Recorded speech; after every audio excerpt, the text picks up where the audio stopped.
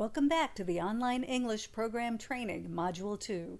In this video, we will look at communication protocols for both the academic and administrative team and reporting academic issues. Let's start off with OET and LET communication. Coordination between the OET and LET must take place before the online English class is delivered and should focus on choosing and adapting a lesson plan according to how the LET feels the material would be best utilized. After the lesson, both the LET and OET should share feedback on the lesson and decide if any changes should be made, especially in the case of multiple groups per week using the same material. The LET must let the OET know about any learner's special needs and/or difficulties. The LET must also advise the OET on whether the pace of the lesson content is adequate, the interaction patterns implemented are effective for that specific group of learners, and if there were any reported technological or pedagogical issues from the students or CA. Coordination will take place primarily through WhatsApp. All lesson planning, feedback, and coordination should either happen between WhatsApp messages and voice notes or during a scheduled meeting. LETs and OETs are encouraged to schedule a meeting once a week to speak, either by phone or video chat. Of course, schedules may not permit this, so WhatsApp text or voice messages are also a valid means of coordination and communication. LETs and OETs are encouraged to communicate orally. As mentioned, this can be done through weekly meetings or voice notes. It is an opportunity for the LET to use English more dynamically than they might in the classroom. Lesson planning must be done at least 48 hours prior to class. For example, if a lesson is on Wednesday, that material should be discussed at the latest on Monday. If a LET would like to request more robust alterations to a lesson, they should do so more than 72 hours in advance. The LET will inform the OET if the topic has already been introduced and if the LET is going to pre-teach any linguistic content. Please note the LET must be involved in the choosing and adapting of the lesson. For anything outside of the lesson planning sphere, LETs and OETs should use a WhatsApp group that includes the CA and the RTC. Examples of this would be a delayed start to a class or a cancellation. By using a group, no one will be left out of receiving the information. Let's look at the policies involved in a bit more detail.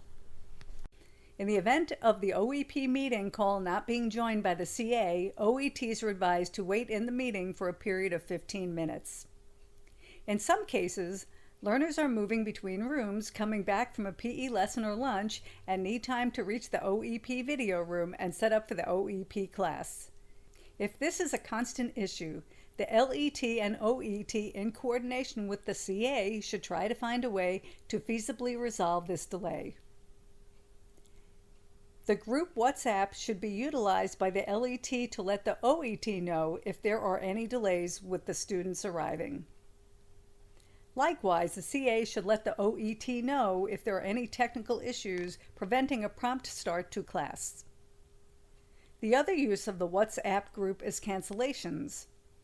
Online English program lessons should only be canceled as an exception. Cancellations have a negative impact on the continuity of lessons in the online English program. Let's first look at LET or school cancellations. The LET should always inform the OET if a class needs to be canceled. There are two types of LET cancellations. The first one is an advance cancellation. A class counts as an advance cancel if the LET notifies the OET more than 48 hours in advance. The second type of cancellation is a late cancellation. If for any reason the LET or CA is unable to have class or another teacher at the school is not able to take over the class for the day, the LET must inform the OET or the RTC. On the other side, we have cancellations made by OETs or TLC. As a rule, online English teachers must not cancel classes. If the OET cannot deliver the lesson on the scheduled day and time, a substitute teacher should take his or her place. Class rescheduling is the last option when no OET is available for the lesson. Just like with schools, there are two types of cancellations. In case the OET is unable to deliver the class as planned, he or she must make sure the RTC is informed. There are two possible options for advanced cancels. First, the remote lesson is taught by a substitute teacher on the regular day and time. In this case, the regular OET will be responsible for ensuring that the LET is notified and another OET will be teaching the class. The regular OET is also responsible for providing all necessary information to the substitute OET, such as lesson plans, PowerPoint with adaptations, and notes about class. The second option for an advanced cancel is that the OET and LET agree to reschedule the class on an alternate day and time. Late cancellations from TLC are when an OET is unable to teach due to an illness or an emergency with less than 24 hours notice with no OET to substitute. If for any reason the OET cannot inform the LET about the cancellation, the remote teaching coordinator must contact the LET to do so. If they fail to reach the LET, the remote teaching coordinator must start the OEP lesson meeting to report that the class has been canceled. It is essential that no CA and his or her learners are left waiting for a class that will not be delivered.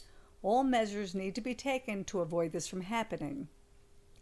Regardless of the reason for the cancellation, OETs and LETs should make every effort to reschedule a missed class. LETs will work with OETs to try and find a time during the week outside of the normal OEP schedule to have a makeup class. The time chosen must be available for the OEP classroom, the CA, the LET, and the OET. If a makeup class is scheduled and then canceled within 48 hours, that will count as a late cancel.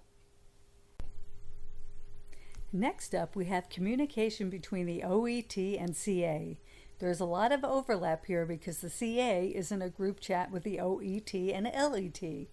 However, the CA is the one in the room during the lesson, so there is communication specific to just the OET and the CA.